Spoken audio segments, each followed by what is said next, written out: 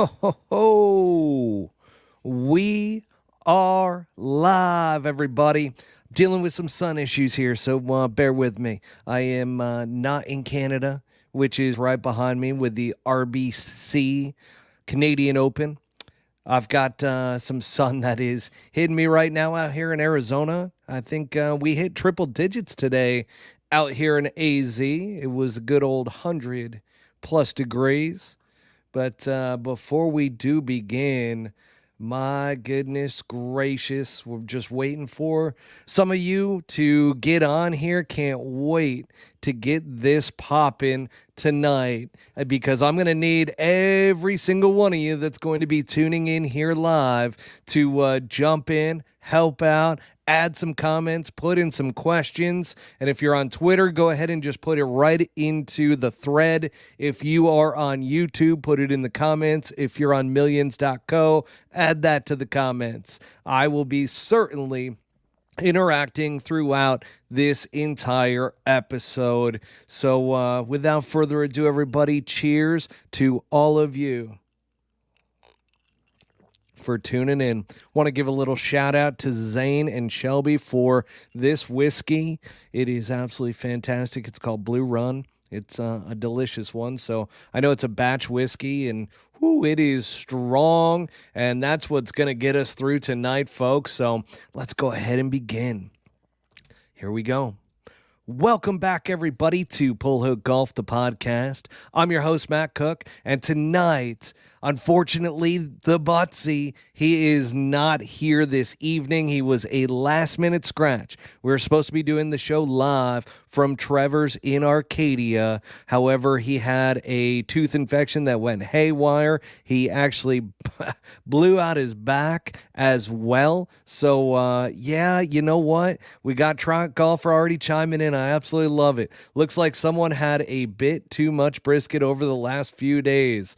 And he certainly did, unfortunately. He was, if you follow him on social media, he had that brisket that he was working all up and everything. And we're actually supposed to go out and play some golf on Monday. We're going to do some content. And sure enough, unfortunately, he blew out his back doing the barbecue. He said it was the weirdest thing. And then today, and he's been dealing with the toothache for some time now, but it's a full-on tooth infection at this point. So hopefully, Butsy, you're feeling better, buddy. And can't wait to have you back next week because we are pushing it to next week with Trevor's going live from Trevor's in Arcadia.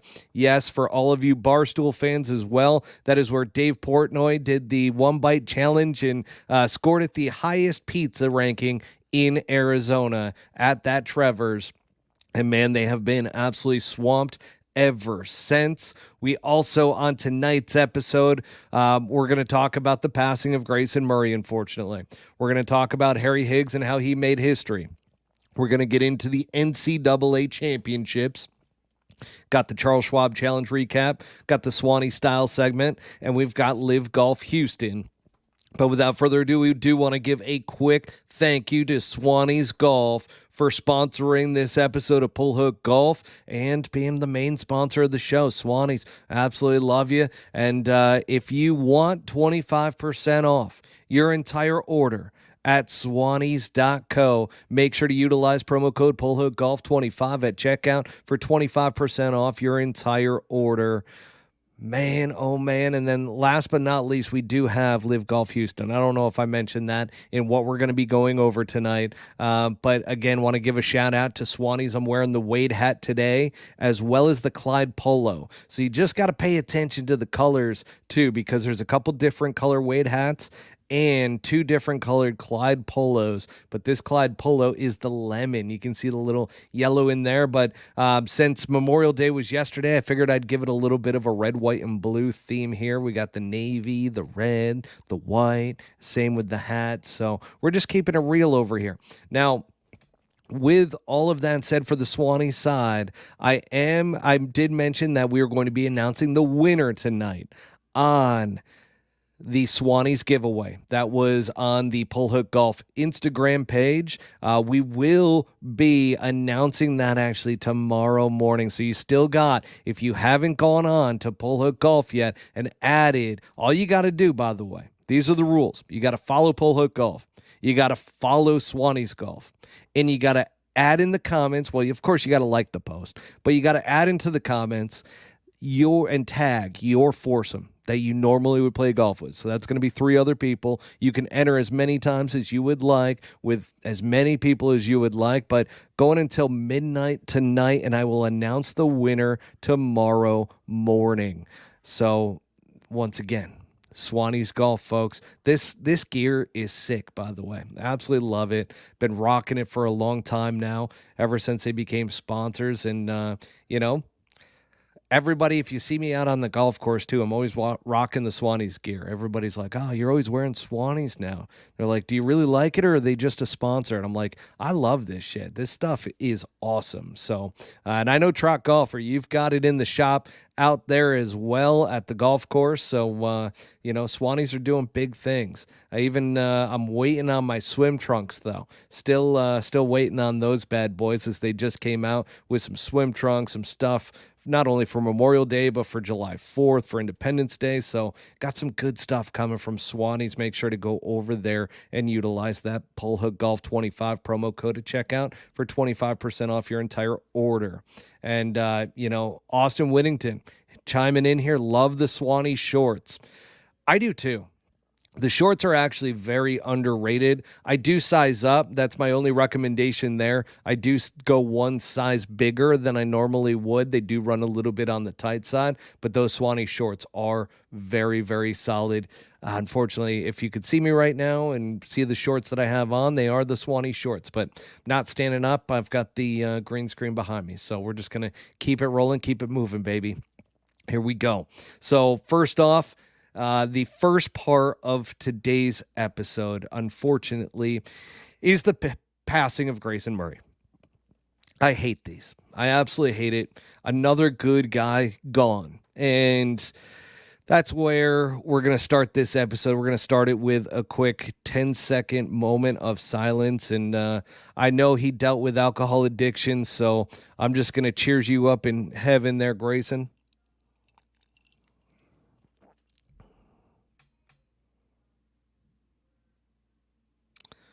And here's the thing, folks. He ended up taking his own life. We have a statement from the parents. A lot of you probably have already seen this. I'm going to read it out loud. But the parents put this as a statement for everybody. We've spent the last 24 hours trying to come to terms with the fact that our son is gone. It's surreal that we not only have to admit it to ourselves, but that we also have to acknowledge it to the world. It's a nightmare. We have so many questions that have no answers. But one, was Grayson loved? The answer is yes. By us, his brother Cameron, his sister Erica, all of his extended family, by his friends, by his fellow players, and it seems by many of you who are reading this. He was loved and he will be missed. We would like to thank the PGA Tour and the entire world of golf for the outpouring of support. Life wasn't always easy for Grayson, and although he took his own life, we know he rests peacefully now. Please respect our privacy as we work through this incredible tragedy, and please honor Grayson by being kind to one another. If that becomes his legacy, we could ask for nothing else. Thank you. So that was from the parents. And Dylan Vaudry, I believe that's how you say your last name, hopefully. I got that right. But prayers to Grayson's family. And it really is. I mean, God, those parents, they dealt with a lot. I'll tell you what, I know quite a bit about Grayson because we've had quite a few of his caddies on this show. So Micah Fugit, good old Bobby Brown caddied for him for a little while, previous co-host here on the Pole Hook Golf podcast, as well as others. I believe even Lance Bennett might have, and a few other guys as well. And everybody just had the nicest things to say about Grayson. He was a bit crazy and wild back when he was dealing with alcohol addiction and so forth. And a lot of these caddies knew him through that, obviously. But everybody had such nice things to say about Grayson Murray before he ended up taking his own life. Now, the one thing that I will say is, as just a PSA, I put this out on Twitter a couple days ago when this all went down, but please, if you are having issues with depression, don't think you are too manly and this goes for everybody, not just men, but it tends to be men that end up committing suicide. And it's funny, I'm part of a brotherhood group where it's part of my mental performance coach, Brandon Epstein. He runs this group. And it's just, trying to continue to work on mental health and, trying to maintain a high level of performance and work and career and everything that you're doing. And it's unfortunate, a couple months back, one of the guys took his own life, and we had been pushing him to go and to seek help, to not only seek help, but to actually go and do the Bufo Alvarius experience, which that is the famous toad venom that I've talked about on the show. When I went to Tulum, I smoked it out of a crack pipe. It was the craziest thing. But you're with a shaman, and it's a very enlightening, and there's a lot of research that's been done around this with John Hopkins research and so forth. And so I just recommend somebody, if you're going through stuff, to seek out help and to go and seek some of even these alternative. I couldn't recommend it enough. I've dealt with issues of my own that I've stated, and I will just say that, it really was the one thing that made me realize this is so bigger than myself. And I just want everybody to take care of themselves and say something nice. We'll get into that here in a second with what Harry Higgs said. But again, Grayson Murray, shout out to him. He had worked so hard on himself. And here's the thing, folks, like, you hear about burning out in a career. You hear about maxing out to your maximum. That is something to where he was dealing with addiction every single day, and he got into great shape. And then on top of that, he focused on professional golf, but it seemed like he was just to the limit.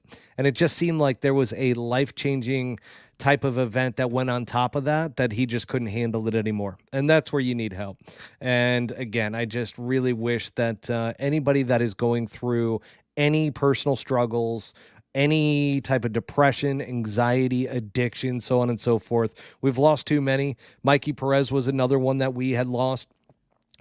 And it's just tough. So just go seek the type of help. And Brian from Twitter put, poor guy, do you think they should have canceled or delayed the tournament at all? The answer to that is no, because Jay Monahan, as much as he gets shit on by everybody, including myself at times, he actually reached out to the parents and asked them if they wanted the PGA Tour to cancel the event. They were actually going to cancel the golf tournament in honor of Grayson Murray, and they said no, he wouldn't want it that way. He would want all the guys to still go on and still play. So that's what they did. And shout out to the PGA Tour for reaching out to the family in regards to that. And shout out to the family, because there was a lot of stuff that was going around in regards to his death. And I mean, the players knew, I knew right away. So the family came out in that statement that I read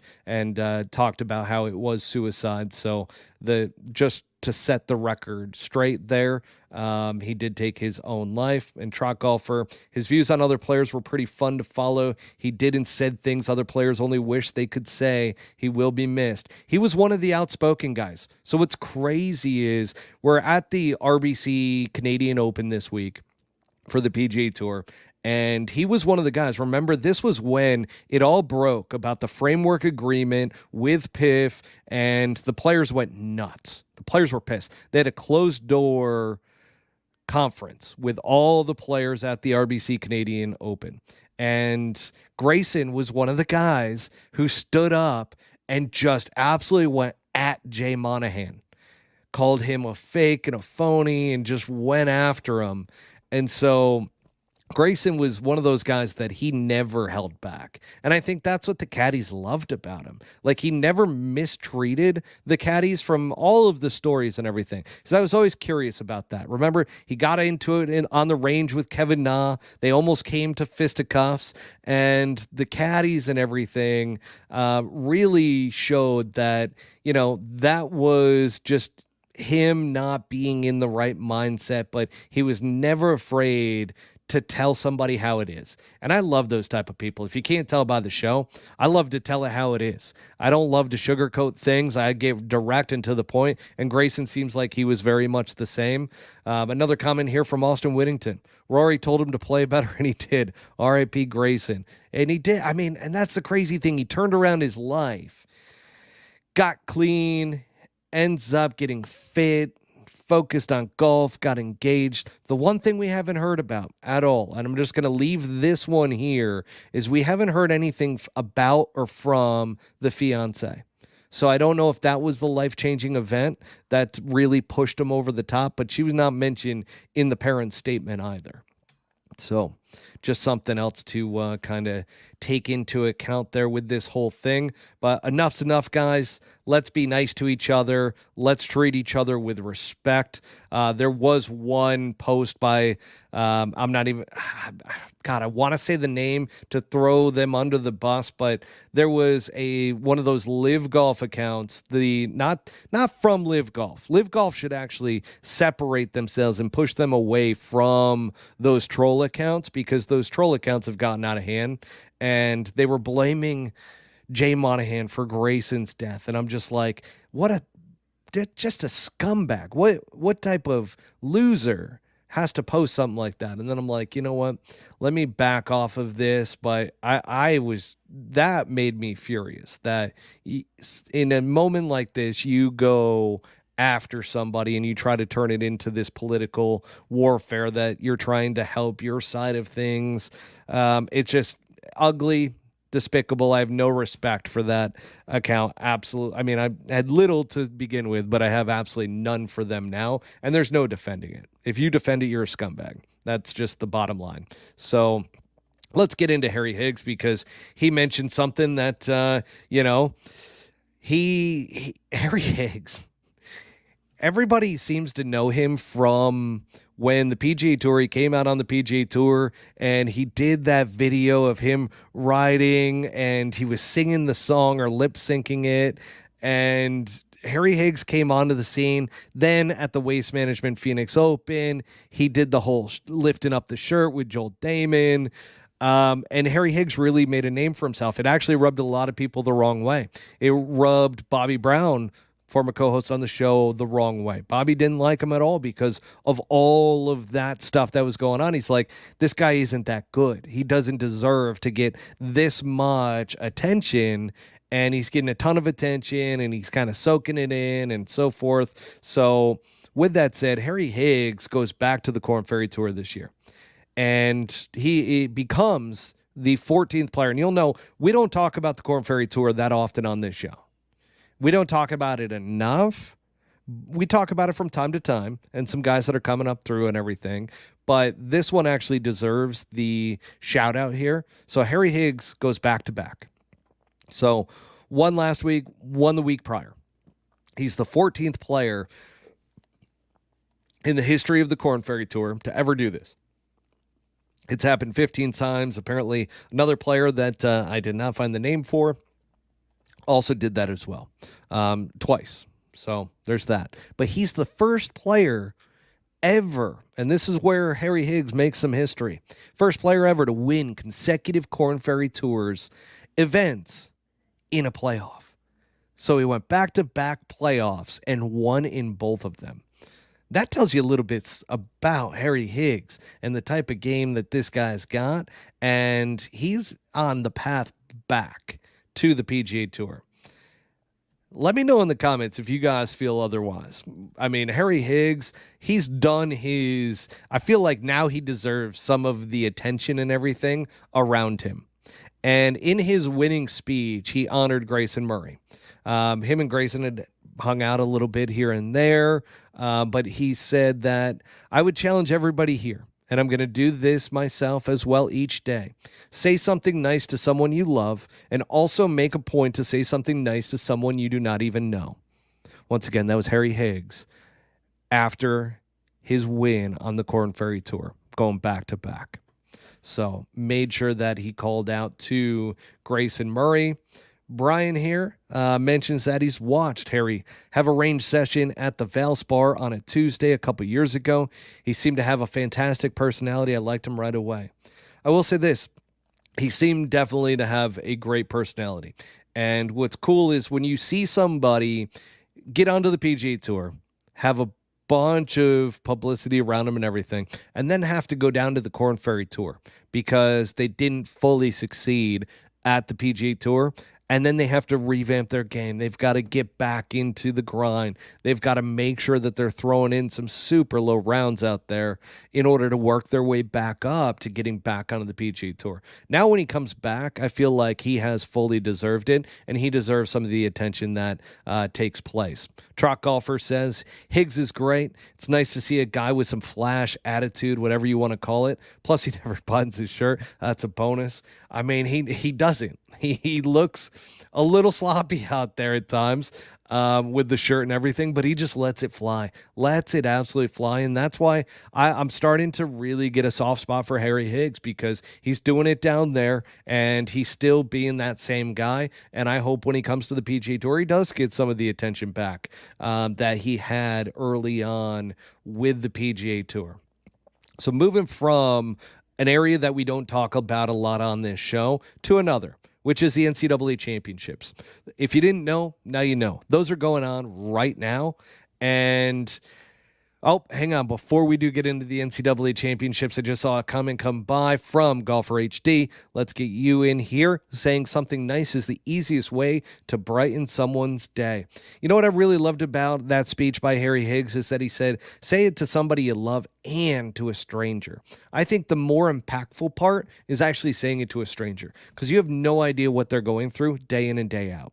And whenever somebody acts out of character, is angry, whatever, just realize that everybody's going through something in their life, and to give them a little bit of respect and a little bit of courtesy. And I think that goes certainly a really long way. But now let's get into the NCAA Championships, to where, yes, that is happening right now as we speak. I believe the semifinals just wrapped up. So let me give you a little bit of background here heading into the final day of the NCAA Championships, which is tomorrow.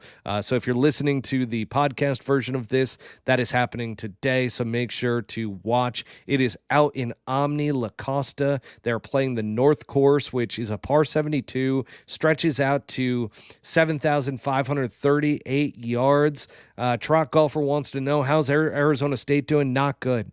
They are completely out of it, and yeah, not good at all. ASU, man, I feel like one of these years coming up, they've got to represent once again and show that they are a powerhouse when it comes to D1 golf, because they've got so many good players that are on the team. I mean, there's so many good collegiate players, but right now the semifinals just wrapped up. I still have the scores pulling up. I was watching it before coming onto the show, and I was getting pumped up just watching these young kids play. But I will say this, my one criticism is around, and I know the Golf Channel has picked them up and has been a big supporter of collegiate golf, and they're really starting to push it, but it's the announcers. And Shane Bacon is probably the best one in the group. I am bored out of my mind listening to those guys. They bring absolutely nothing. It's almost like for the few parents that are watching, that it's for them. But I'm sitting there going, man, this is collegiate golf. How freaking cool would it be? And this would be my pitch to the Golf Channel, to the NCAA. I don't know who's running the show with this whole thing and making these type of commitments, but think about Butsy and I commentating, because we actually know what the hell we're talking about, but we can add in some humor, some flavor to it, and make it to where, like, collegiate kids in college are going to want to watch this damn thing. It was like listening to paint dry on a wall. That's how the announcers were for the NCAA championships, and it's just boring, man. Like, I don't know where to take that other than like just absolutely destroying them, and I don't want to do that, but I would love to have an opportunity with Butsy to do an NCAA event next year almost like what No Laying Up did, and they did like the Manning cast and so forth with ESPN. I would love to do that with the Golf Channel, to where like keep your boring announcers on, keep them on, but allow Bunsey and I to do like ESPN the Ocho style for this. And I'm telling you, I have a feeling that it would be a huge hit with the college kids. I think the college kids would absolutely love it. And Trot Golfer agrees. He says coverage is awful. The entire thing is awful. It's painful. It really is. It's just boring as shit. And it reminds me of back in the day with the European tour, when literally it was the best thing for falling asleep. If you ever had a tough time falling asleep, you had any type of issues falling asleep, just listen to that. It puts you right to bed. Reminds me of that in a way. But let's get into the actual NCAA championships itself. The individual men's winner that took place the other day, Hiroshi Tai from Georgia Tech, made a triple bogey in the final round, came all the way back to shoot 3 under in order to win the golf tournament. Hiroshi Tai. Now, I don't know much about Hiroshi Tai, but clearly, being on Georgia Tech alongside with Christo Lambrick, they did pretty damn well. And guess what? They were in the semifinals today. Now, bad news for Georgia Tech. They went down to Florida State University. They lost that one. So Florida State University is going to be moving forward. And what's tough for Georgia Tech in this one is that Christo Lamprecht was up by 2 in the final set of holes. I think there were like 6 holes left to play. He's 2 up, and he goes down losing 5 straight holes to lose the match. So Florida State University advances. They end up winning 3 out of the 5 matches. And then Auburn versus Ohio State, that just wrapped up. Actually, hang on a second. That has not wrapped up. That is still going on as we speak. I thought we had an update here because there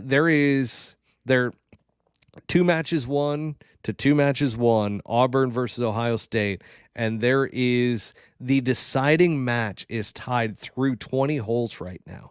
So we don't know if they're going to be moving forward or not, but Auburn was the number 1 team in the country. Ohio State is putting up a battle. Neil Shipley, who we all got to know through the USAM last year, he lost for Ohio State, but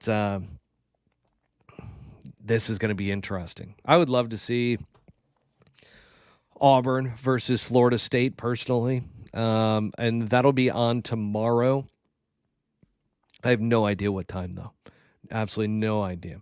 Golf TV needs a 180 fast. I'm telling you, man, the Manning cast style, like they do with football, with Peyton Manning and Eli Manning, and they started doing it with No Laying Up. Like ESPN has this thing down to where I think that's going to be the way moving forward. And I would love to see the Golf Channel start getting into this. Reach out.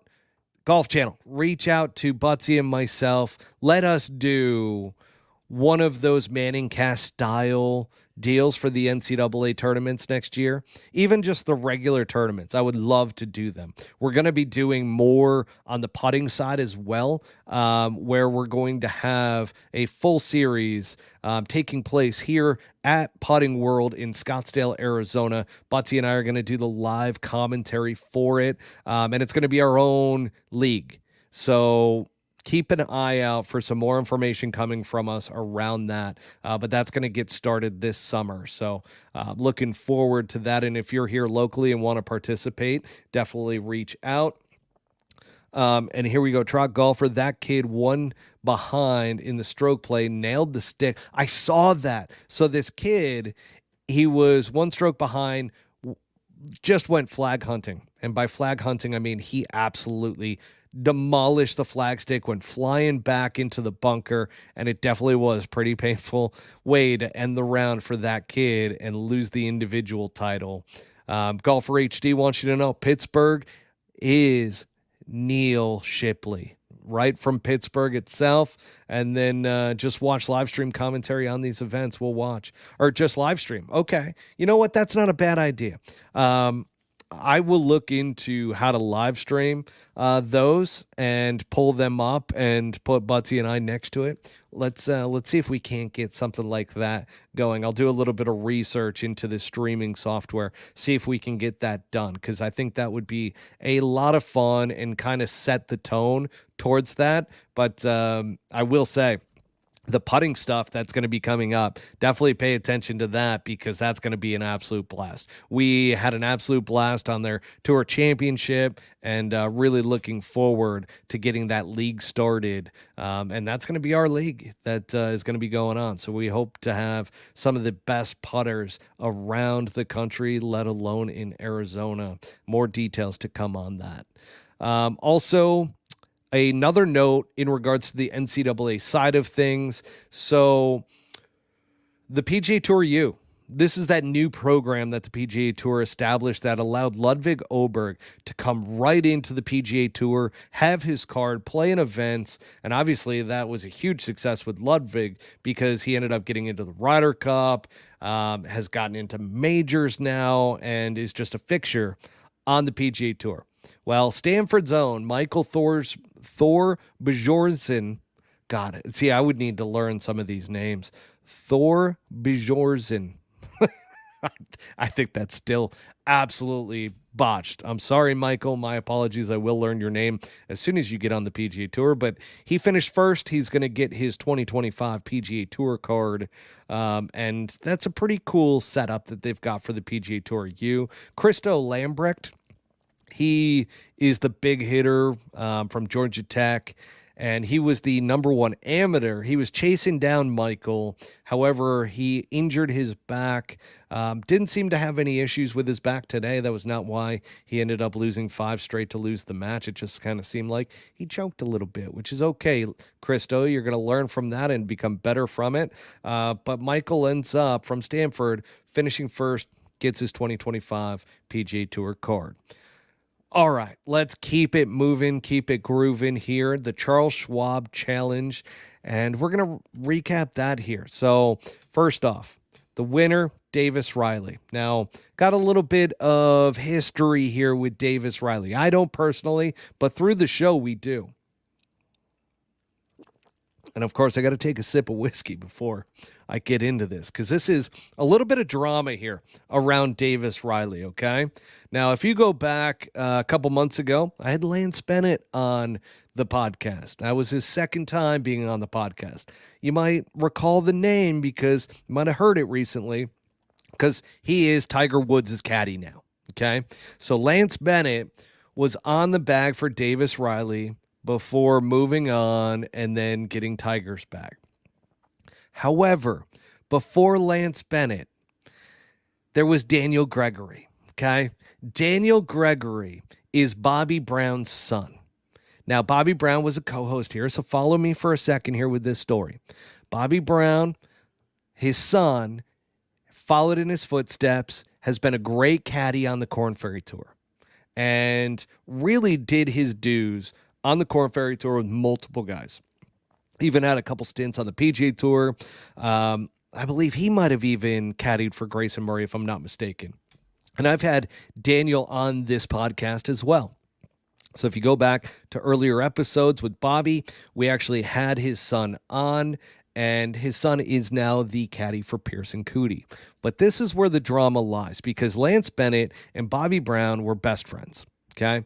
And they always stayed in the same rooms and everything. And they had a little falling out before they kind of mended fences, because what ended up happening, and it's no fault other than Davis Riley's for a little bit of bad form on his behalf, I feel like, because Davis Riley ends up qualifying to get onto the PGA Tour. You would think that the caddy that you were with, you're going to bring up to the PGA Tour, that really paid his dues, young, great caddy. And sure enough, Davis Riley, soon as he goes to make the move to the PGA Tour,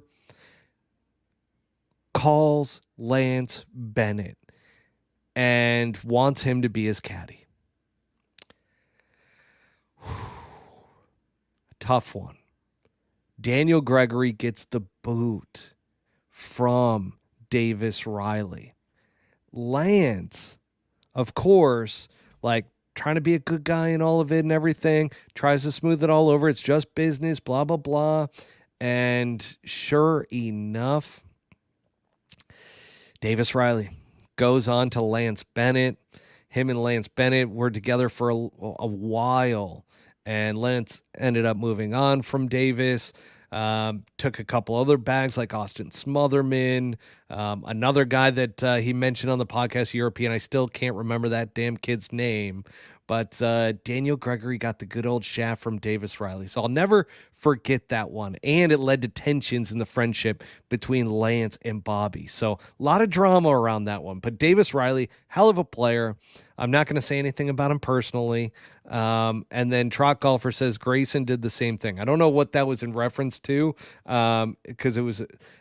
Are you saying that Grayson moved on from his caddy on the Korn Ferry Tour when he came back up to the PGA Tour? It does happen, so I don't want everybody to think that this doesn't happen. With caddies, there's kind of this carousel, right? And with Kip Henley, yes, I do. I actually know about that one, which Kip is a little bit of an outspoken person as well. I've seen his stuff on Twitter, and he's kind of mellowed out a little bit since he doesn't have a bag right now. But I know him and Bobby have had some issues and so forth in the past because of how outspoken Kip is, and how they kind of see things differently. But yeah, that Grayson had a lot of caddies, lot of caddies. But going back to Davis Riley here, so he just played extremely solid all week. Now, one of the coolest things about winning the Charles Schwab Challenge is you get a old school vehicle that's been redone that is historic. It's a I don't even know how to frame it. I'm a car guy and I'm blanking on the name for it, but he ended up getting a Corvette Stingray, like an old school one with the lighter blue color to it. It was sick. But it's just a cool bonus to have in addition to that whole entire, yes, restored. There we go. Dylan Vaudry threw that in there for me. Thank you, Dylan, for throwing that in. It's a restored vehicle. It has been brought back up. It's a vintage vehicle, and I love those. I mean, those are the type of cars that I like. My dream car was a 1967 Shelby Mustang. I actually owned it at one point in my late 20s, and just such a sick vehicle. I would have killed myself in it because it was way too powerful, and the brakes were still manual and not power. So there was some reasons why I had to get rid of that thing. But those cars are absolutely awesome. And okay, Kip does have a bag again, Champions Tour, Heath Slocum. Gotcha. So that was from Trot Golfer. I saw some of his posts over the past couple weeks to where he was talking about that he was available for people to, or he was looking for a bag. So it looks like he landed one on the Senior Tour or Champions Tour with Heath Slocum. That's pretty cool there for him. But Davis Riley never really was, had a great first round, very windy conditions there at Colonial. And the other side to it as well is that he really brought it home on Friday and Saturday. Got a big lead and then just never really looked back. Now, one of the weird things by this whole entire thing is Scotty Scheffler. Scotty Scheffler did not look right the first round. And I mentioned when he had the kid, when he had his first child, and I hate to say this, absolutely hate to say it, Scotty Scheffler might be dealing with the first child syndrome that bogs down every great golfer because he did not look like himself out there in the opening round. Now, granted, shot a 2 over 72, comes back with a 65, then comes back on Saturday with a 63. But then you see it again on Sunday. Just did not look like himself. Goes out, shoots 1 over 71, and finishes tied for second. Scotty Scheffler. And in addition to the first child syndrome, I saw the video. So last week on a Thursday, took a day for myself, went out and played 72 holes of golf. Now, before anybody goes, that's impossible to play 72 holes of golf in a day, played on a par 3 course, okay? It's actually one of my favorite out here in Arizona. It's called Mountain Shadows, the short course. It's absolutely fantastic. And I played 72 holes. And at the end of the day, so I was there from like 6:30 in the morning to about 4:30, 5 o'clock. Get home, pop open Instagram and Twitter, and I see the video of Scottie Scheffler. And it's that different camera angle that everybody has seen now, to where he's pulling around very slowly. And this super trooper ends up coming up and slamming. I don't know if it was like a flashlight or whatever he had in his hand, but it's like he tried to dent the vehicle.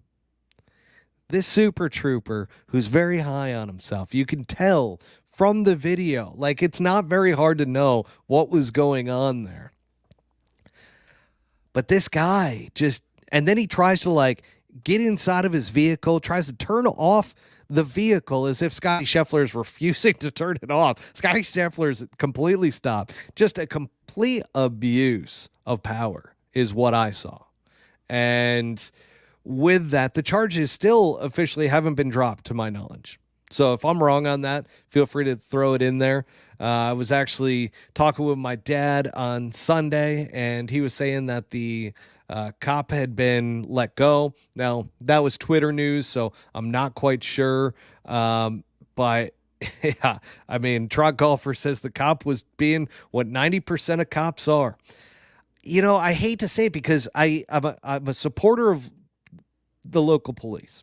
And out here in Arizona especially, and I know that they can get a little bit out of hand at times, so they got a tough job to do.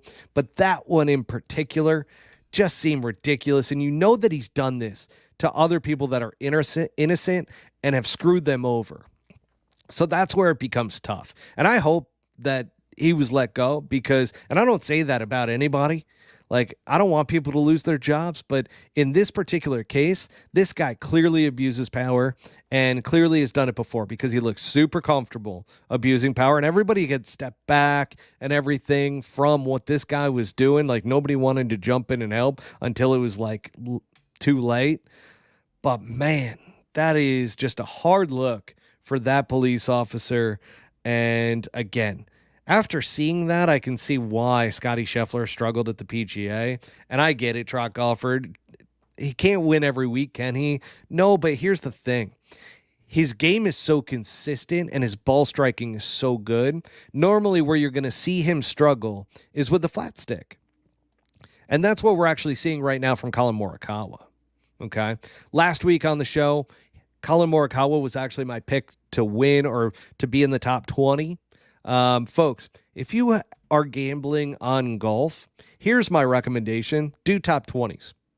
I was talking with a number of sports gamblers because of the whole Xander Schauffele deal. And I've been a top 20 guy for a long time. Like, I normally don't throw out there a ton. And if I do, throw in a couple bucks on a winner. I don't really go after winners all that often. I want to see guys finish in the top 20. I feel like it's a lot more predictable to get guys in the top 20. So I actually parlayed Collin Morikawa and Scottie Scheffler to finish in the top 20, made a good little bit of money around that. But Collin Morikawa is the guy who, excuse me, he is, oh, the whiskey might be getting to me. I might need another sip. So Collin Morikawa finishes fourth this week. The guy can't buy a bucket with the putter. And that's what I'm talking about with Scottie Scheffler. So normally it's not his golf swing that goes. The numbers and all the stats and everything back that up. So his strokes gained approach, driving consistency and accuracy, and so forth. That's with Scottie Scheffler, right? So Scottie Scheffler, very consistent, one of the best ball strikers out there. And normally you're not going to see him struggle like he did in the first round and the final round. So I'm a little nervous when it comes to Scottie Scheffler and for the rest of the year. Colin Morikawa, on the other hand, I didn't know this. I ended up finding that Colin Morikawa is number one in driving accuracy this year. And the guy is hitting it extremely well. And then I finally figured out why he's hitting it so goddamn well. Colin Morikawa went to Blackburn, which Blackburn is the number one golf instructor according to Golf Digest and so forth. And Mark Blackburn, that is. So Mark Blackburn is the coach for Max Homa, amongst others, and Colin Morikawa went to him. I didn't know this. I ended up learning this over the weekend. And I'm like, holy crap. So Colin Morikawa, no wonder his ball striking, and he's always been a great ball striker, so don't get me twisted on that. But he, and track golfer, love this. Colin couldn't make it in foot golf hole. So those are those big, huge holes that you kick a soccer ball into. And you're spot on because he has struggled. He struggled at the PGA.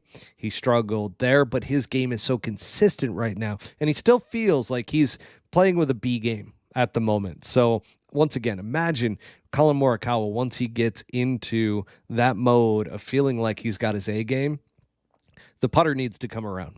And the putter has always been an issue with him, as well as chipping. So that's one thing with Scottie Scheffler. Scottie Scheffler's chipping is always just absolutely dynamite around that. So a bit of difference there. But again, Scottie Scheffler, little bit worried, little troublesome. I'm not ringing the alarms yet around Scottie Scheffler, okay? So let's give him a couple more weeks. Let's see what he ends up doing in a couple more tournaments moving forward once he gets a little bit of his footing and so forth. And I just want to give a shout out. I saw a text message come across, and as I'm talking about Scottie Scheffler, one of my good buddies, Tyson Rickers, he just texted me, and they've been on baby watch as well because his wife has been pregnant, and sure enough, Otto Edward Rickers is excited to be here. So apparently, and he just sent over the text. Obviously, it's been a couple crazy days for him. So the baby was born on May 25th. Congratulations, Tyson and Jenna, for a baby boy. That is awesome. He's healthy at home. And he also mentioned that Otto's first request is lifelong golf lessons from his favorite Uncle Matt. I will absolutely oblige to that. So congrats, Tyson Rickers. Tyson's golf game is going to go downhill. I just want him to know that now. But his son, his game will be very good because I will certainly oblige, and I will certainly give some lessons to good old Otto for a lifetime.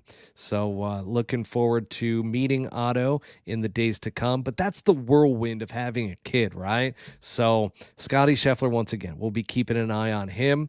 Let's talk a little bit about Keegan Bradley, because Keegan Bradley showed up at the PGA Championship, and here at Colonial in very tough conditions is T2 alongside of Scottie Scheffler. Now, Keegan Bradley, these are the first signs of life out of Keegan Bradley since the PGA Championship. Or, I'm sorry, not the PGA Championship, since the Ryder Cup debacle, which he did not get picked by Zach Johnson to be one of the captain's picks of the Ryder Cup, and he was very hurt by that. You could tell that he just wanted it so badly, loves that competition, loves representing his country, and he hasn't played well. So now that he's starting to play well, I would say watch out for Keegan Bradley kind of moving forward. It's just a guy to keep an eye on right now. And then we got Pearson Coody. Okay, so I mentioned this is coming back full cycle because Davis Riley, who canned Daniel Gregory after he made it onto the PGA Tour, went to Lance Bennett for a while. Daniel Gregory ended up finding himself a great bag and a great person in Pearson Coody. Daniel had the opportunity. I'm just going to say this. Daniel had the opportunity to go to a bag that how can I say this without giving away too much detail? Let's call it a top 20 bag. Daniel Gregory had the opportunity of going to a top 20 bag. I think that's fair to say. And instead, he stood by his guy in Pearson Coody and goes, no, I'm not going to do what's been done to me. I'm going to stand by my guy. I love this guy. This guy is going to be on the PGA Tour, and we're going to have a great run together. So I've known of Pearson and then also his twin brother, Parker. Both guys can play, but Pearson is the guy that if you're on the driving range, listening to the shots that Pearson Coody is hitting, he's one of those ball strikers that when you hear it come off of the club face, you're just like, holy shit, that's a different sound. Not a lot of people are making that sound. And that's Pearson Coody. Now, he had a very impressive showing. Was in second heading into the final round, or actually third heading into the final round. He was second heading into the third round. So Pearson Coody, and he's a guy that when he figures it out and he calms down his nerves, because he definitely had some nerves on that Sunday. Shot 4 over 74, and he just does not look comfortable in the spotlight yet. But that's something he's going to learn. And this experience of being in there and being in contention, that's going to bode really, really well for him. And he's one of these guys that his ball doesn't get affected by the wind that much because of how solid he strikes his irons in game. But I do want to give a shout out to Daniel Gregory.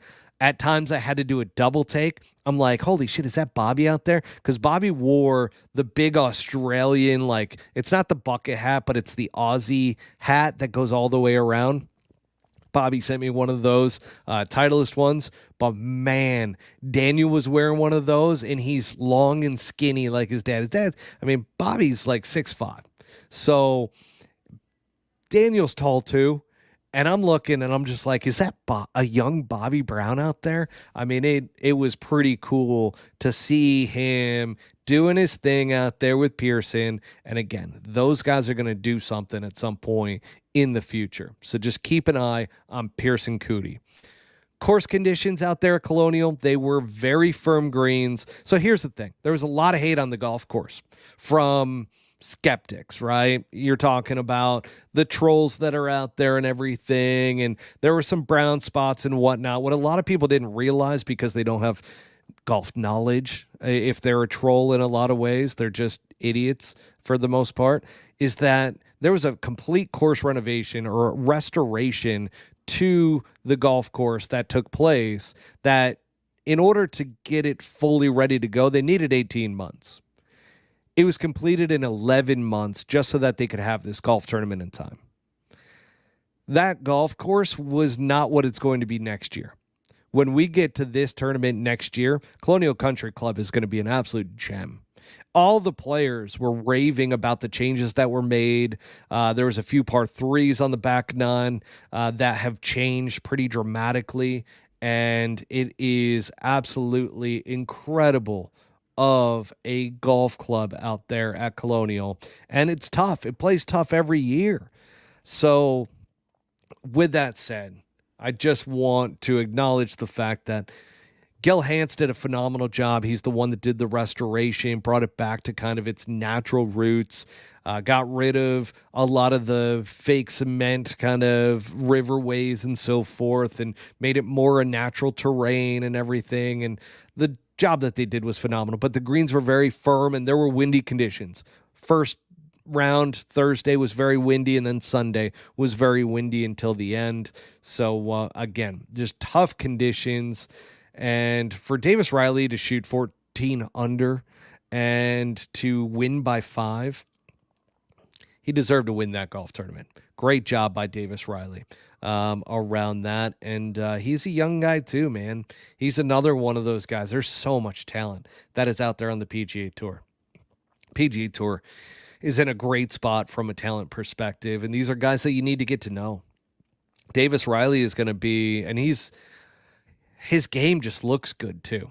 So watching him Friday, Saturday, Sunday, Thursday looked good too, but those were really windy conditions. So again, being able to get it done under pressure on Sunday, when you got Scotty Scheffler playing with you in the final group, that's pretty impressive, even though Scotty didn't look like Scotty.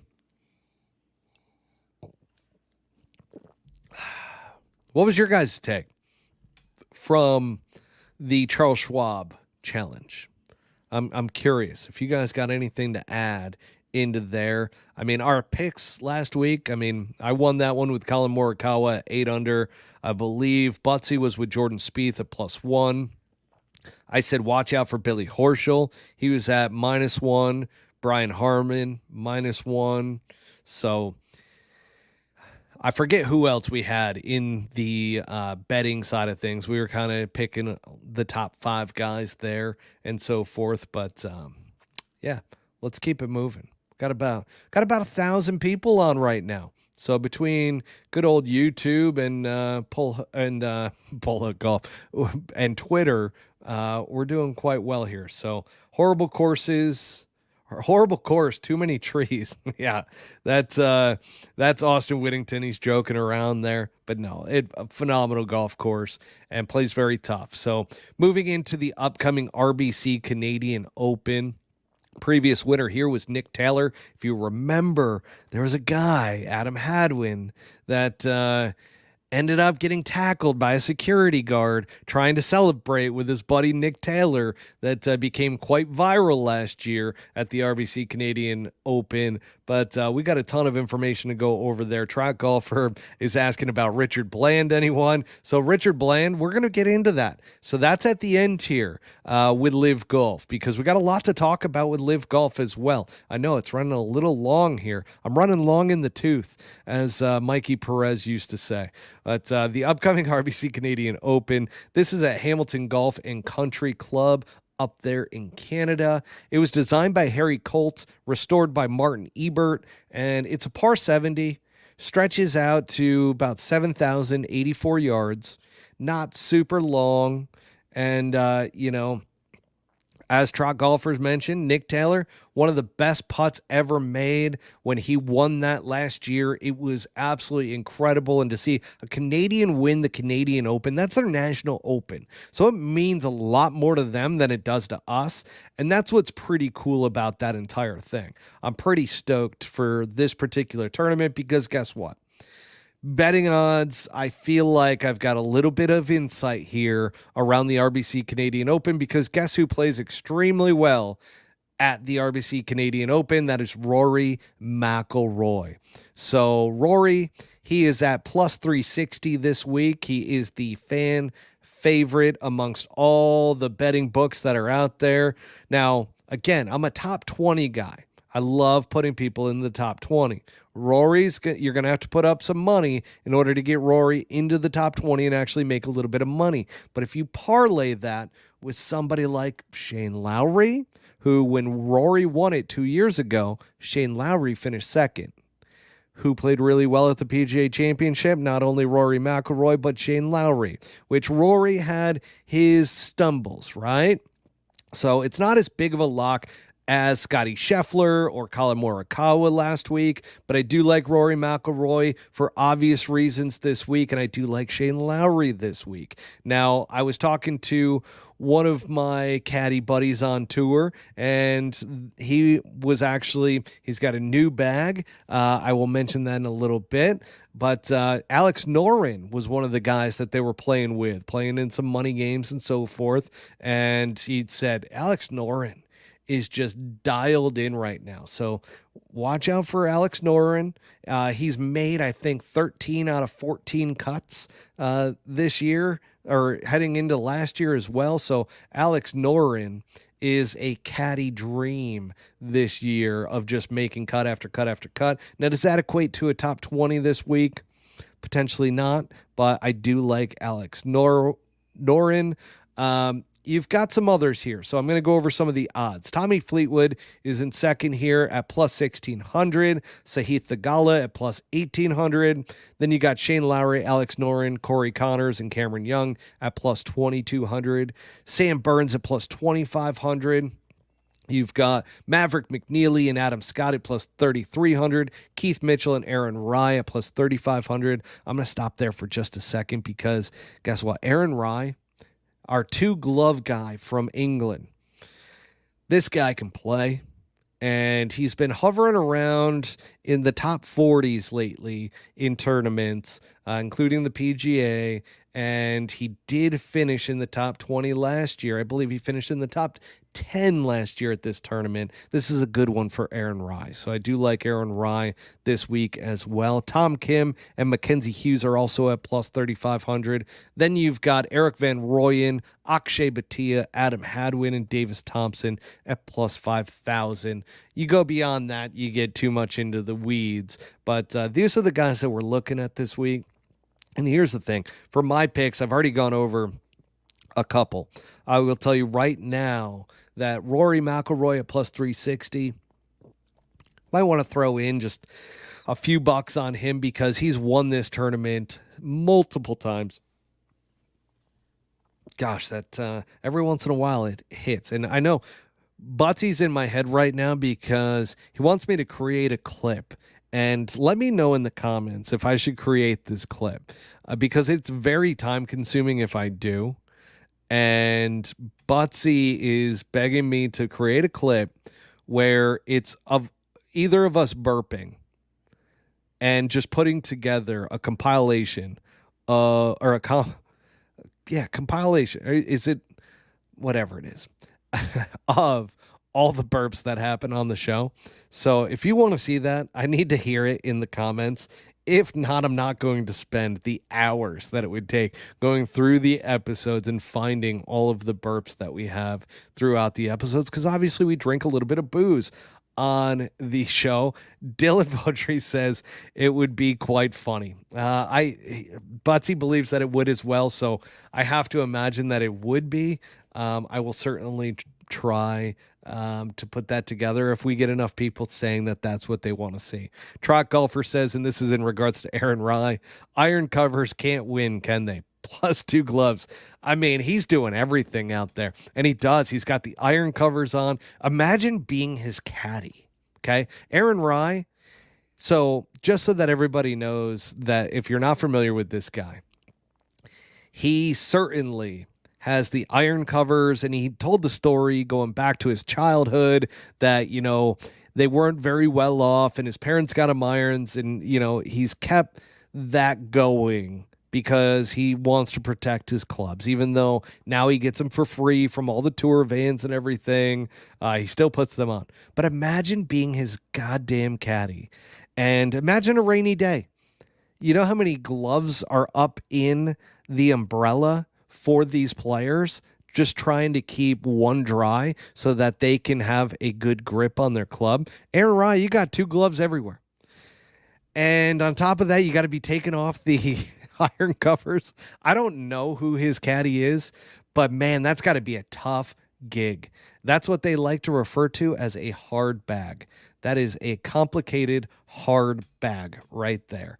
So Aaron Rai, I do like him, though. The guy has some serious game. He has not broken through yet. And Dylan says, Dylan Vautry, as a caddy, it would be a damn nightmare. It absolutely would. I could not imagine. And I'm going to tell you right now, I don't think there's a single caddy that really wants his bag because of how difficult of a bag that he'd be. It's kind of like the guy that you're like, man, I don't have many good options right now.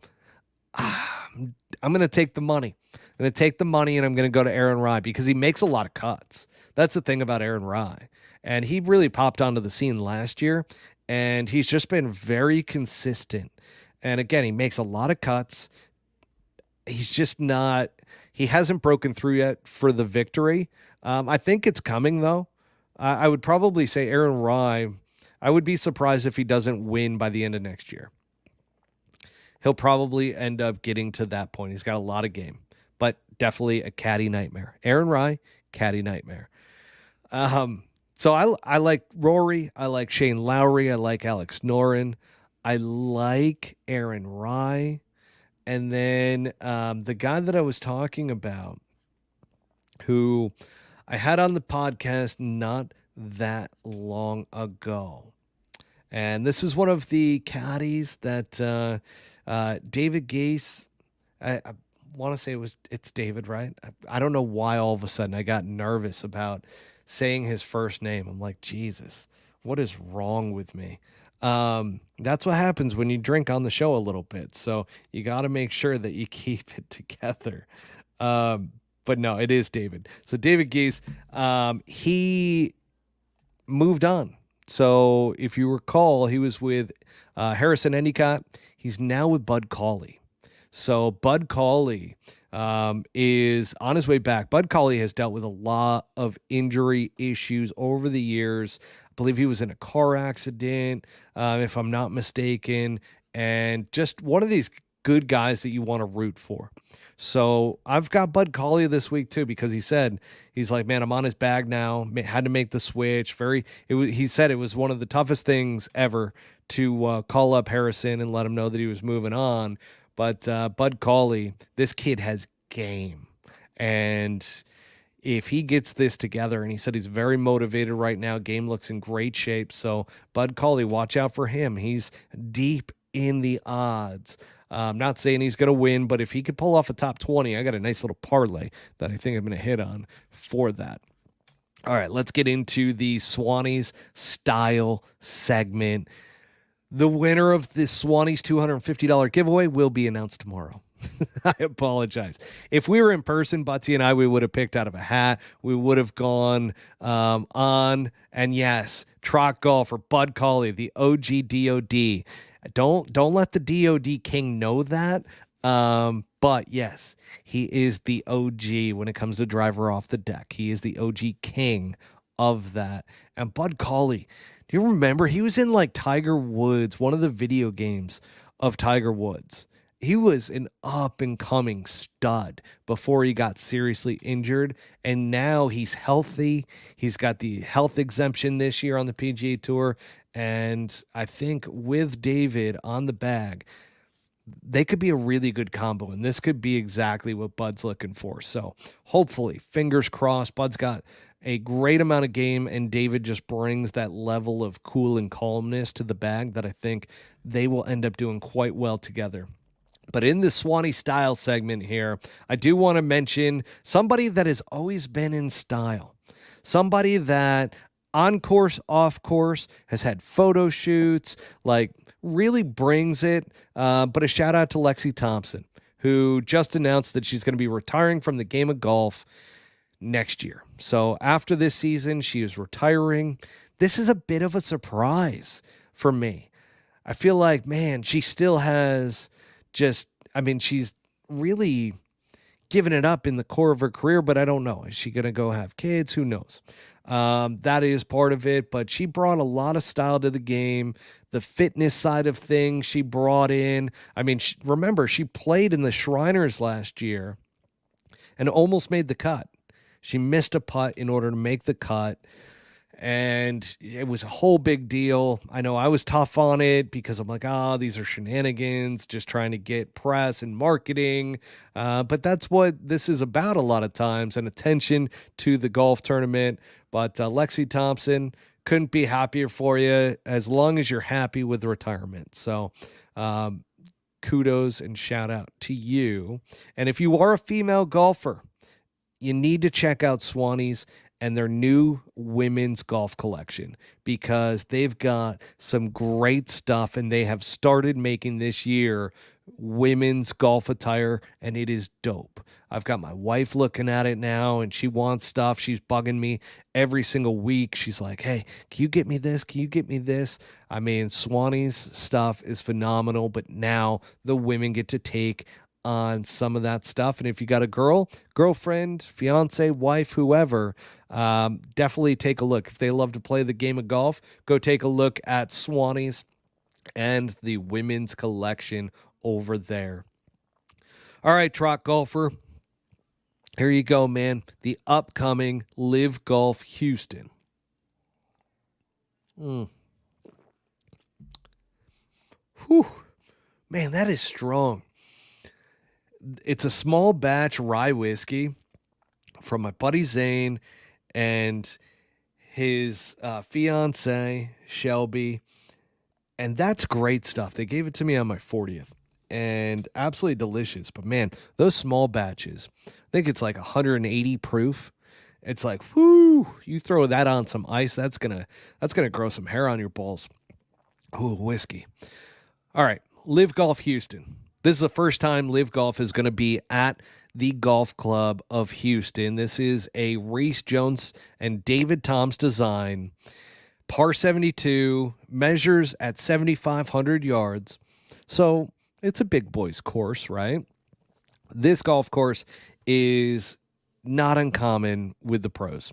They formerly had the Houston Open from 2003 to 2019.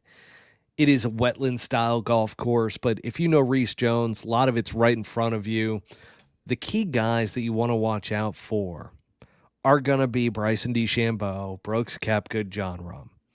Those three are the guys that they're going to take advantage of how deep this golf course is. Obviously, everybody can get it out there now, but they get the advantage based off of how far they're hitting the golf ball. Brooks coming off of the PGA Championship to where he wasn't super happy with his performance there, especially on Saturday. Brooks Koepka is going to have a little bit of a point to prove and a little bit of a chip on his shoulder heading into this one. Jon Rahm played terribly at the PGA, so he's got something to prove as well. And then Bryson's coming off of that great performance to where we talked about it last week about how has Bryson DeChambeau arrived? In a lot of ways, the answer is yes. Is he the needle mover in golf? That's still TBD in my mind, but I do think that Bryson DeChambeau really became an entertainer, has matured, and is awesome and fun to watch. So we've got that going for the players to watch for. And then, I mean, you just relate those teams to those players. Legion 13, Smash GC, and Crushers GC. Those are the teams in my mind to watch out for this week.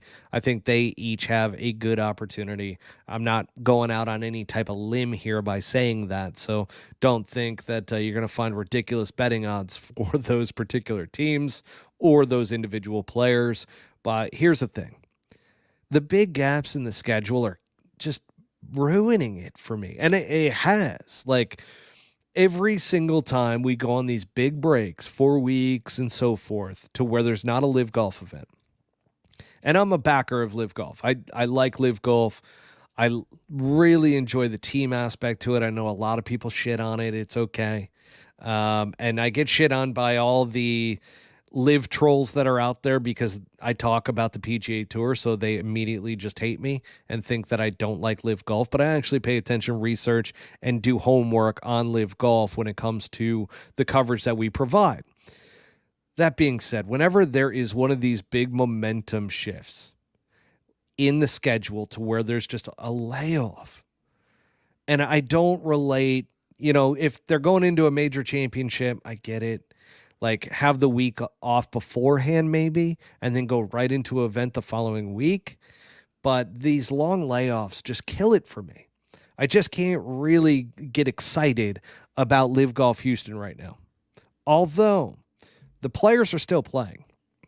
So you got Richard Bland, that Trot Golfer was talking about. Good old Dickie Bland goes into the Senior PGA Championship. It's its first ever senior event over the age of 50. Goes out there and wins the damn thing. So Dickie Bland. And here's the thing.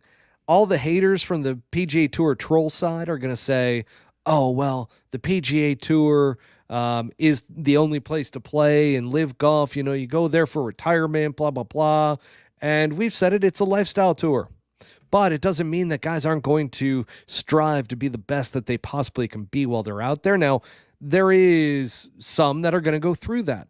And I think every single time they sign a new player, that new player is going to have some struggles, and that's going to be an issue, right? You're not going to come over, get paid a bunch of money, not worry about making cuts because there are none, and all of a sudden play your absolutely best golf. We're seeing that with Jon Rahm right now. And all of a sudden, it's normally that second year that they turn on that switch and they start grinding. We saw it with Cam Smith. We saw it with Brooks Koepka. We're seeing it with these guys that in second year, they're not taking the long layoffs anymore. They're playing, they're practicing hard, and that's what we see with all the other major sport leagues. They're getting paid trillions of dollars. Like, they're getting paid a boatload of money. And they finally figure it out as to how to stay motivated, how to, as Tiger said, keep digging in the dirt, keep figuring it out, keep playing at their top level. And we noticed this past offseason, too, that some of the lower level guys that aren't necessarily the biggest names are going out there playing week in and week out. We saw it with Joaquin Niemann, who, granted, he's a name, but he became a bigger name this year because of how much he was playing in the offseason and then came in and won multiple tournaments. So right there, there is figuring it out for these guys. And Dylan Vaudry mentions that the shotgun start, 3 rounds, and big times in between make it slow for in-person and online viewing. It does. That is factual. And that's what fans have a very tough time wrapping their head around. This is an issue. Now, as they get more players under contract and so forth. And I think if the merger doesn't happen, which I still think the merger is imminent, I still think they're going to make a deal. I still think that it's probably going to move over into the PGA Tour management side of things. And, team names might be changed, but ownership of those teams aren't going to change. They're going to keep those big names on each of those teams. But if they don't, let's play hypotheticals here. If they don't, and at the end of the year, some of these contracts are up, are they going to go over and get more people from the PGA Tour, entice them to come over for boatloads of money? Could happen. So you're going to go through this cycle all over again. But I think you got to have a more consistent schedule. That's not to say that it needs to be super long. It just needs to be compact. And I think if they have an event every single week leading up to the majors and then right after the major, and they just really put it together around the major championships, I think they will have a very good product. And they have a good product, but the challenge is keeping people's interest. We live in a day and age right now where it's Instagram Reels, it's TikTok. Everybody's attention is 15 seconds, and then you're moving on to the next thing. And so it makes it very challenging for any type of long-form content, and sitting down and watching a golf tournament for 5 hours is one of those tough things to do. And Trot Golfer does ask, when does Poulter's contract end this year? So everybody was on a 3-year contract that was signed initially because they didn't know if it was going to go beyond 3 years. So nobody has a longer contract than 3 years. Now, granted, some of the new guys that have been picked up over time, those are going to be up in years to come, like Jon Rahm, for instance, which I've heard conflicting information on Jon Rahm's contract. So that $600 million valuation was including his team equity. I don't know how they figured out a valuation for team equity, but apparently that is part of it. And so some of these guys are done at the end of this year. One of them that absolutely looks done, and we talked about this, Bobby and I, because Bobby Brown, who used to be on the show as a co-host, and shout out to Bobby because I absolutely love Bobby, but Bobby caddied for Dustin Johnson for the longest time, okay, before leaving, and then Austin ended up taking over for DJ, but Bobby was there for the majority of DJ's career. We said it when he signed with LIV, that it wasn't that big of a shock. And on top of that, after his contract was done, he's probably done with golf, as long as he's got enough money, because him and Paulina, they love the luxury lifestyle. And I don't think there's anything wrong with that. Like, a lot of people shit on that from the PGA Tour troll side of things. Like, oh, they just got a boatload of money. Like, they love the nicer things. That's crap. It's like, hey, it's okay to like nice things. I don't blame them at all. If I was in his shoes, I'd do the exact same thing. But I think golf has never been number one for DJ in a lot of ways. And it really shows. And it just shows that, like, he's just not in it mentally anymore. And Bobby used to say it about him playing in golf tournaments, that it's like, there'd be rounds to where it's like Bobby would be so upset because he gave him a wrong number or something. And he would just go to Hey, Bob, it's okay. We're just going to go find it. We're just going to hit it again. It's fine. No big deal. And part of like being his caddy, loved that. But at the same time, that does not show a sense of just killer instinct, like trying to beat everybody. And it's shown in his performance at the Masters, at the PGA Championship now. I think he's getting close to the end of his contract, and I don't think he's going to sign up again for LIV Golf. So that's going to present some issues at the end of this year. Now, the question that should be asked is, since they're in their third season, they're contracted for 3 years. We haven't seen 3 years yet. So are they still going to be a part of it next season as well? That's going to be the kicker. I don't know the answer to that. I'm not privy, outside of some agents that have told me a few things. I'm not privy to seeing the contract, so I can't really comment too specifically in regards to that. But yeah, these guys now, the big guys that sign the big contracts, they have equity in the teams. So each one of them owns up to a quarter of the team for ownership, for equity. I think that was Liv's way and Piff's way of being like, okay, we're going to give you a contract for 3 years. And then afterwards, you're going to want to stay because you're going to want the money. You are an owner of that team. So it'll be interesting to see, but I just don't see it in DJ anymore. I don't know if you guys see it in DJ, but he's got an immense amount of talent. Don't get me wrong. DJ is one of my favorite golfers of all time, and I love his demeanor, but he's just kind of going into the twilight of his career, so to speak. And I think he's just enjoying life. And he, like, golf is just an extra thing that he goes out and does and makes a shit ton of money doing it. Like, I don't know. Tell me I'm wrong. I mean, and that was the thing. Like, we called this back when he signed with LIV Golf that he would be done after this year. And now it's starting to really look like that. So we'll see. I mean, we'll find out at the end of the year. But Dickie Bland wins the Senior PGA Championship, as I mentioned. Kieran Vincent, who's part of John Rahm's team, which is one of the reasons why I like John Rahm's team, Legion 13, this week, because not only does he have Kieran Vincent, he's also got Caleb Surratt and Terrell Hatton, who Terrell Hatton's been playing great all year long, just hasn't really broke through for a win or anything, but he's a solid B player on the team. Caleb Surratt is an absolute stick. I think he's going to play really well at the Golf Club of Houston. And then you've got Kieran Vincent, who just won the Kit Kat Cash and Carry Pro-Am in South Africa on the Sunshine Tour. I don't shit on any win, okay? That is a win in a professional golf tournament. So Kieran Vincent, great work there. And then you got Thomas Peters, part of the Range Goats, who tied second in the DP World Tour's Sodal Open in Belgium. So that was the DP World Tour.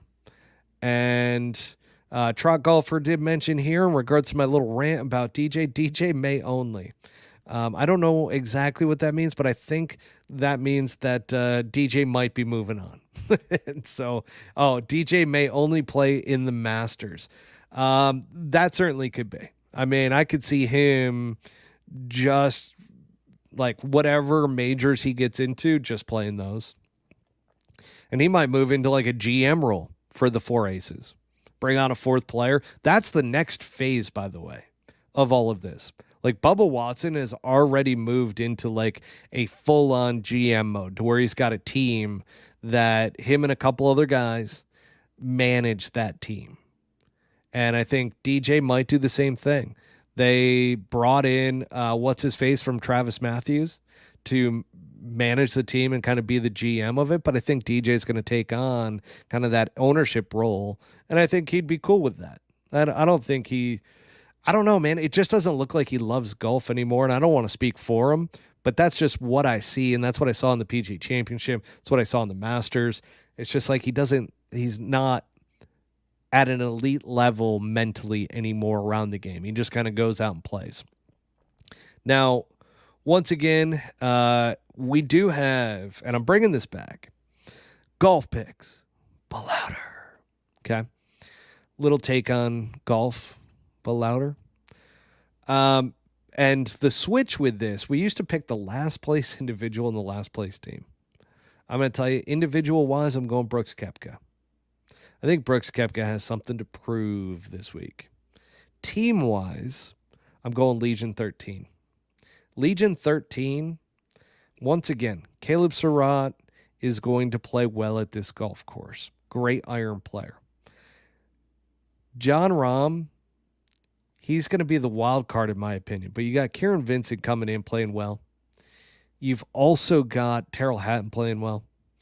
John Rahm's going to be the wild card, but I think Legion 13 takes it this week. From the team side, that'll be their third team victory if they can pull it off this week. Man, I have been going for a long time. Any last questions before we kind of wrap it up, or any final comments about good old LIV Golf Houston?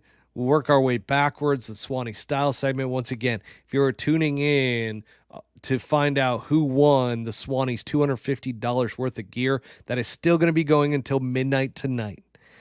Tomorrow morning on Instagram, I will be announcing the winner of that contest. So make sure to go on to Pole Hook Golf if you want to make an entry. Go on, tag your foursome in the comments. You got to like the post, and then you got to make sure that you're following Pole Hook Golf and Swannies Golf in order to be eligible for that. There is no limit to the number of entries around that. And then if you got anything else around the RBC Canadian Open, the Charles Schwab Challenge recap, NCAA Championships. Oh, one last thing about the NCAA Championship, since that match finally did end, Auburn is going to the final and will be playing Florida State University for the team title for the NCAA Division I Men's Golf Championship in Carlsbad, California. That pretty much wraps it up, folks. I don't see any other comments. We still got about 700 people on listening live here. I greatly appreciate that. I miss Butsy. I miss the man, the myth, the legend, the Butts himself. Hopefully he's feeling a little bit better. Don't know if he tuned in tonight or not. But man, really hope that he's feeling better. Oh, anti-live. What a late moment. Now, anti-live, there are no excuses for joining late, okay? He joined late because of the Timberwolves Mavericks game. Did any more live trolls want to play? Here's the thing. The live trolls, there's been one live troll in the live troll challenge. So if you are a new listener listening in, anti-live, I think the name gives it away that he's got on social media, on Twitter. And he came up with the idea of let's have a Ryder Cup golf tournament between the live haters and the PGA Tour haters. And take all the trolls and let's work it out on the golf course. Well, I will tell you that all the PGA Tour trolls wanted to play in this damn thing. The live side, not that many at all. And there's been a couple that have thrown their name in the hat, and otherwise, not much. So who won the game? Because I don't have anything up now. I do want everybody to know that I also sacrifice because I'm a New York guy through and through. So my New York Rangers were playing tonight against the Florida Panthers in hockey, and I am devastated that I didn't get to watch. I did see before I hopped on live that the Rangers were down 2-1, but I have not looked. So if you want to let me know who won that game as well, but who won the Timberwolves Mavericks game? By the way, if you are a basketball fan, I just want to say that I know that it's fictitious, it's a conspiracy theory, but Ant is Michael Jordan's offspring. Like, that dude is the offspring of Michael Jordan. I can't say it any other way. He looks like him, same mannerisms, plays the same way. A little bit better of a three-point shooter, Oh, Trot Golfer, let me know. Hockey series is all tied up 2-2. Lost in OT. So that's a third OT in a row for the Rangers versus the Florida Panthers. That's a great series, by the way. If you're not a hockey fan and want to become a hockey fan, watch that series. That is such a good series to watch. Those guys are going absolutely after it, and they're going to go back to Madison Square Garden, which I don't care if you like New York sports or not, but Madison Square Garden is an absolutely amazing place to watch hockey. It takes the cake over basketball and any other sport that goes on. Boxing is phenomenal in Madison Square Garden, but playoff hockey, New Yorkers will tell you, it is better than anything at Madison Square Garden. It's even better than Billy Joel. So with that said, Trot Golfer mentioned amazing hockey is being played there, and clean hockey. Yeah, it's just a great series. Those two teams are equally matched. It's going to go to 7 games, I could imagine, and hopefully it's my Rangers that pull it out so that we can go get ourselves a Stanley Cup. All right. So with that said, I do want to thank our sponsor, Swannies Golf, for representing Pull Hook Golf and being our sponsor to bring you guys this episode of Pull Hook Golf. It's the 121st episode. Absolutely crazy that been going on this long, and this is it, folks. So and not it from the show. It's it for the rest of this episode. So with that said, go to swannies.co, utilize promo code PullHookGolf25 at checkout for 25% off your entire order at swannies.co. And without further ado, folks, I appreciate all of you. Enjoy the golf this week. We've got both sides of the fence being able to enjoy some golf. LIV Golf is back in Houston. RBC Canadian Open in Canada. It is their national open, and watch out for good old Rory McIlroy and some of the other guys I mentioned earlier. So without further ado, hope everybody has a great week. I will see you guys next Tuesday.